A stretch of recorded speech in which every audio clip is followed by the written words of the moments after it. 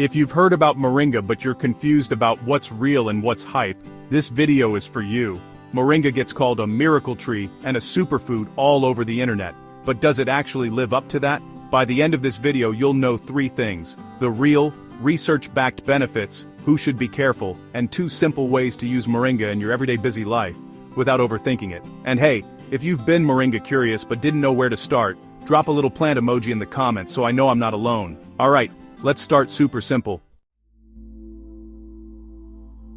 Moringa oleifera is a fast-growing tree that's been used for food and traditional medicine in India and parts of Asia and Africa for a very long time. People eat the leaves, the young seed pods, and in some places they use the seeds and oil in different ways too. Here in the US, you'll usually see it in 3 main forms: as a green powder, as dried leaves for tea, or in capsules, and that's what we're going to focus on today, because that's what most of us actually have access to. You don't need to memorize any complicated science words to benefit from Moringa.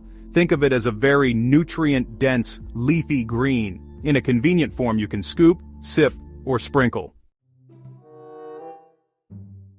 So, what does Moringa actually do? I'm going to stick to what has at least some human research behind it, and skip the wild promises. First, Moringa is nutrient-dense.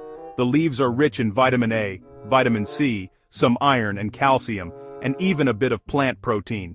A tablespoon of good quality Moringa powder can give you a nice nutrient top-up, especially if you're eating mostly plant-based, or you struggle to fit in enough greens on busy days. But it's a booster, not a replacement for fruits and veggies. You still need those whole foods on your plate. Second, Moringa provides antioxidants. These are compounds that help your body deal with everyday oxidative stress, things like pollution, stress, and normal metabolism. Think of this as long-term support for your cells and your immune system, not an instant magical effect you're going to feel overnight after one smoothie. Third, some small human studies suggest Moringa can gently support blood sugar and cholesterol levels. That does not make it a treatment or a cure for diabetes or heart disease. What it can be is one helpful piece of an overall healthier lifestyle, alongside movement, sleep, and a mostly whole food, plant-rich diet.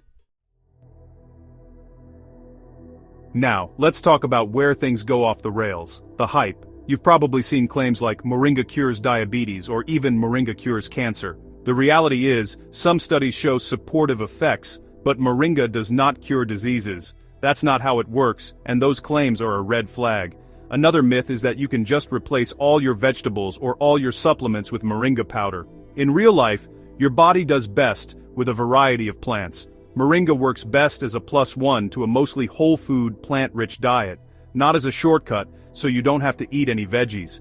And finally, there's the idea that it's natural, so it's safe for everyone at any dose. Natural does not automatically mean risk-free, especially when you concentrate a plant into powders and capsules.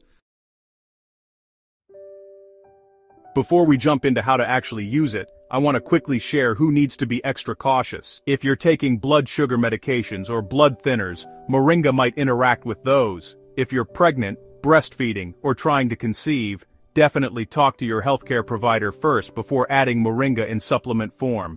And if you have any chronic medical condition at all, it is always a good idea to check in with your doctor or pharmacist before you add concentrated herbs or supplements. I'm not your doctor, this is general education only.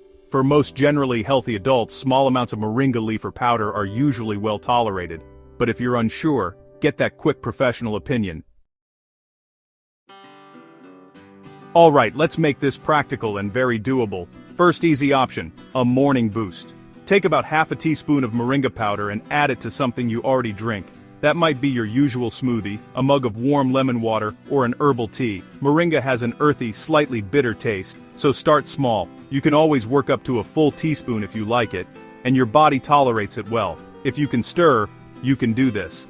Second option, treat it like a leafy green shortcut. If you have fresh or dried Moringa leaves, toss a small handful into soups, stews, or stir-fries in the last few minutes of cooking, just like you would with spinach. If you only have the powder, you can sprinkle a pinch over grain bowls, salads, or even stir it into things like hummus or dips you already make. No special Moringa recipe required, you're just upgrading the meals you already cook and enjoy.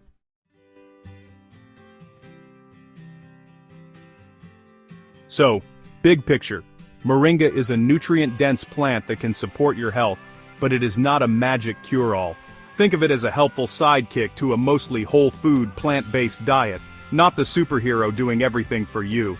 If you decide to try it, start small, pay attention to how you feel, and check in with your healthcare provider if you're on medications, pregnant, or managing a health condition. If this helped clear up some of the Moringa confusion, let me know in the comments, hit like so more people can find it, and subscribe for more simple, sustainable living tips you can actually stick with.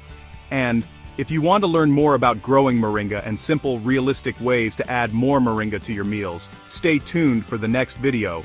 I'll share how to grow Moringa at home in small spaces and 5 quick plant-based Moringa recipes for busy days. Thanks for watching, and I'll see you in the next video.